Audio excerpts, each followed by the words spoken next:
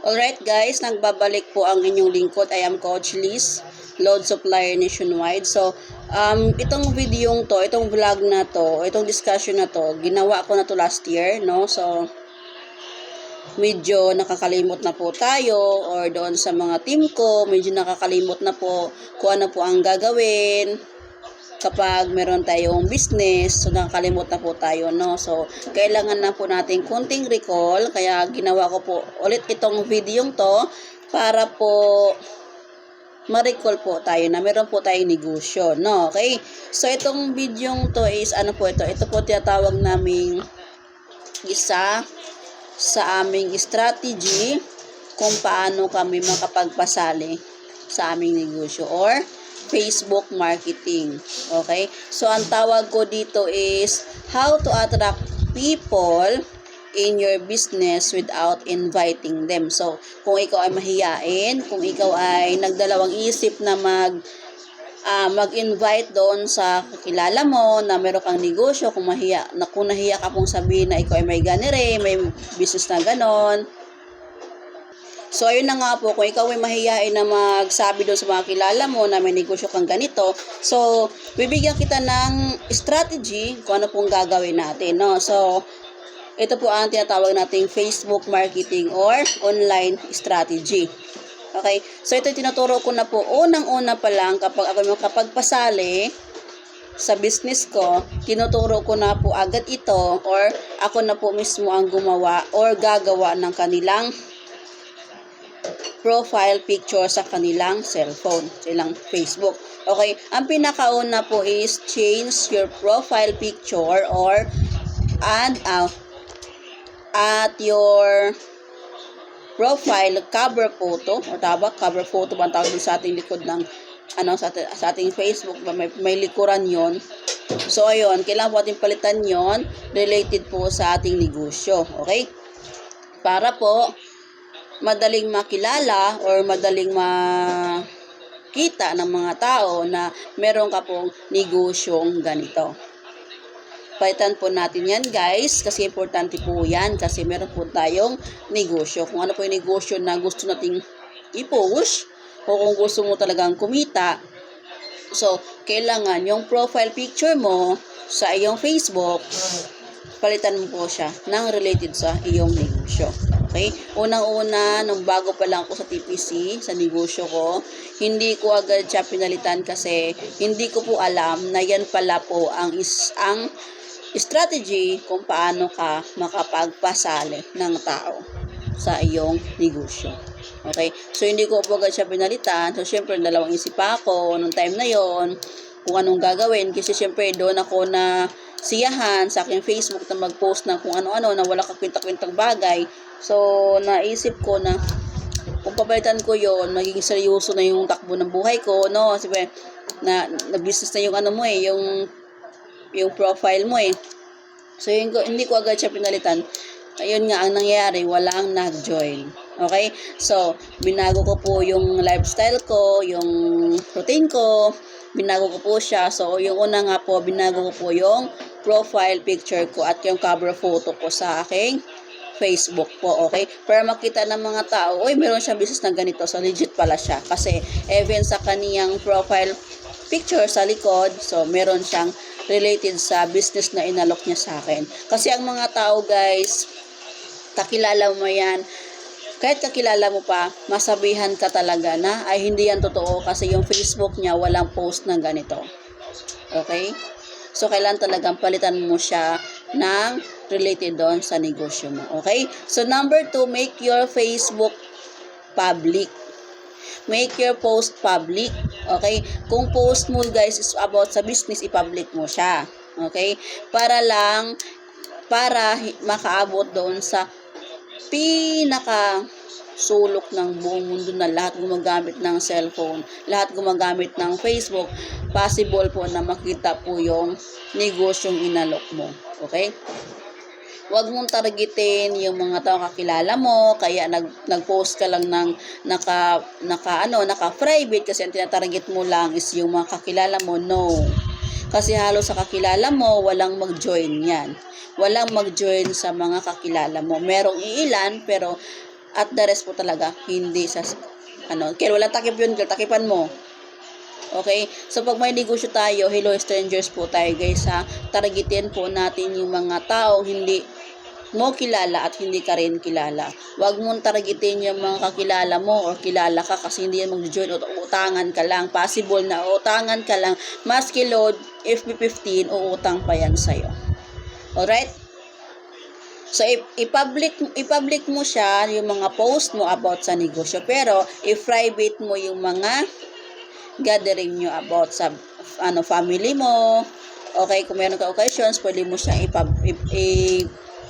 i-private mo lang siya. Pero yung mga business po is kailangan mo siyang i-public para makarating doon sa mga tao na gusto pang magnegosyo nationwide po. Kasi nationwide po ating tinatarget guys.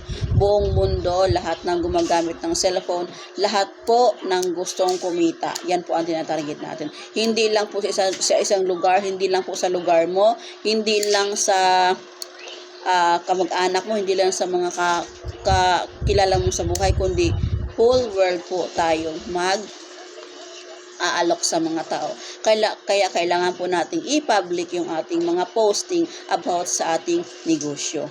Okay? Kasi guys, kung the more na mag-public ka ng post, the more na maraming makakakita. Sabi nga nila, the greater the output, much better the income. Okay? So, sipagan lang po talaga sa pagpo-post. At number 3, post po tayo everyday. Consistent po tayo, no? Hindi po yung patay sindi tayo guys.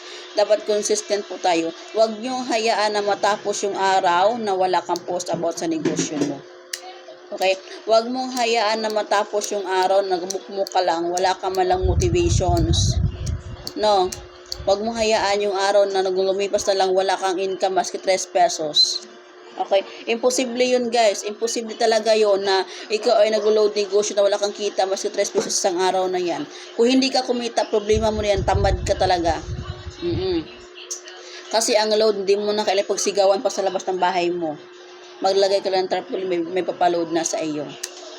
No, ang problema lang doon is maski sa pag-load hindi mo alam kasi hindi mo inalam. At hindi mo rin, at wala ka rin planong alamin. Okay? No? So, wag kang papayag na matapos na lang yung isang araw na wala kang kita maski 3 pesos. At mind you guys, wag nyong maliitin yung bariyang yan. No? Kasi yung 1,000 guys, hindi yan magiging 1,000 kung walang piso. Kung hindi dumaan sa barya na piso. Okay? So, post po tayo everyday. Post po tayo ng motivations, mga Bible verse. Yun po ipopost natin.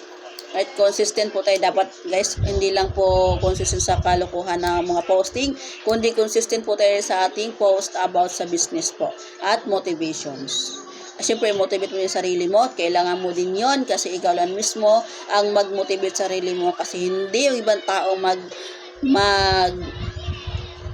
hindi ibang taong grow kundi ikaw lang din sarili mo. Ang ibig ko sabihin is, hindi ang ibang tao magpapayaman sa'yo, kundi ikaw lang din mismo. Sarili mo lang din mismo ang magpapayaman sa'yo. So, tulak mo din sarili mo, kailangan mo din mag-step forward at mag-move forward. Okay? So, kailangan po yon. So, number 4 is tagging. Ano po yung tagging? Hindi po saging ha, kundi tagging.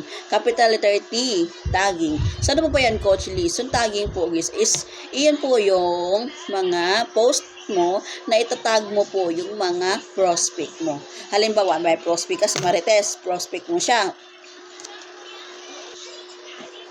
So guys, nagkakape ako guys, wait lang. Iinom lang ako, yun na. Coffee break muna, coffee break.